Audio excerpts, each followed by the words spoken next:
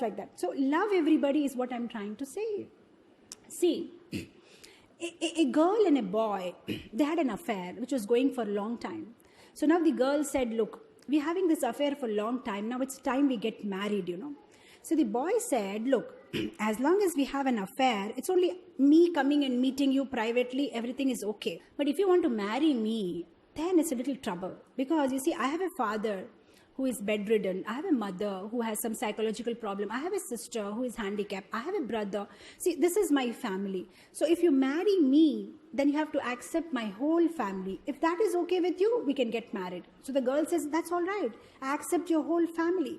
Then the boy is like, girl is so happy. And the boy is so happy, and then they get married. Now the same thing applies between us and Krishna. We have an affair with Krishna as of now. We like him and he likes us. But if you want to get married to Krishna, if you want to get our relationship with the Krishna a little more deeper, then Krishna tells, look, if you want to get married to me, my family consists of so many people. There may be some angry Vaishnavas, some very talkative Vaishnavas, some very arrogant Vaishnavas, some very humble Vaishnavas, some abhaktas, some sinful. My family is very big, all sorts of people. Do you accept my family? Then you can get married to me. It's as simple as that. If we love Krishna, then we accept his whole family. So in that whole family, there is everybody, and we love everybody. And if you don't love even one single person in Krishna's family, then you can't get married to him. You can't go to Goloka Vrindavan. You got my point?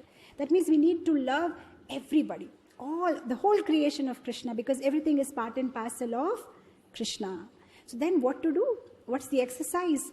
Just we sit and make a list of all those devotees whom we don't like. There's we may not like some devotees' eating style. We may not like some devotees' talking style. We may not like some, there may be, we need to make a list of it. And then we need to start working on that, Because those devotees whom we say we don't like, they have the key of our door to Goloka Vrindavan. So we need to, learn to love everybody. Then Krishna becomes very happy with us. Maitra, right?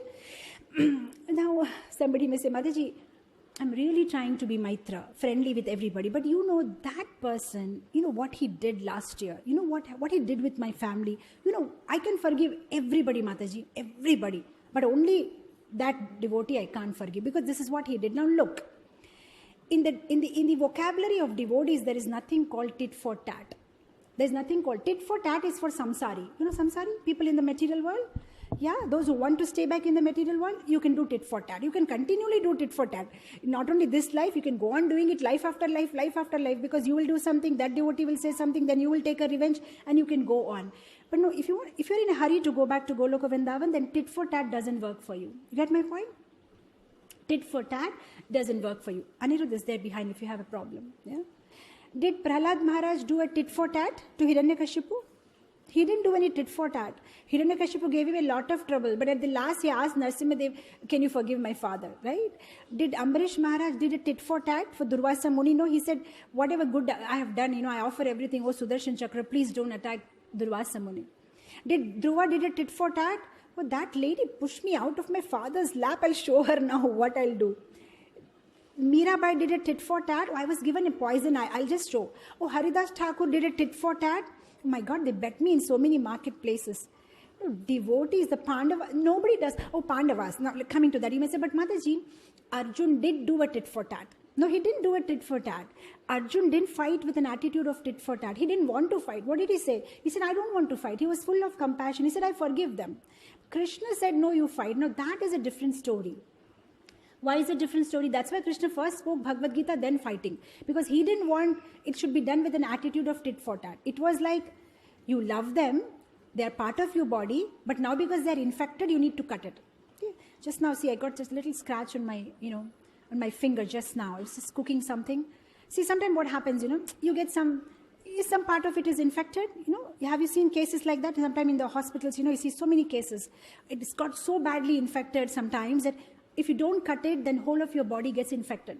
So that's why Duryodhana had to be killed, because he became so infected, with bad qualities, that if he was not killed, then it was a problem. But he didn't do it because of tit for tat. He did it because it was a part of his duty, because he was infecting others, right? So sometimes, even if you love a part of your body, you need to cut it if it is having an infection. But devotees don't do it tit for tat. Now, this is not only about the 12th chapter of Bhagavad Gita. Even in 11.55 Bhagavad Gita, Krishna says, Nirvaira sarva bhutaha. One who is friendly comes to me. One who is friendly to all comes to me. Check it, 11.55. That means we really need to work hard on this quality, being friendly with all. Sab Krishna, Krishna, Krishna lage. Sab Krishna, Krishna, Krishna lage. Sab Krishna, Krishna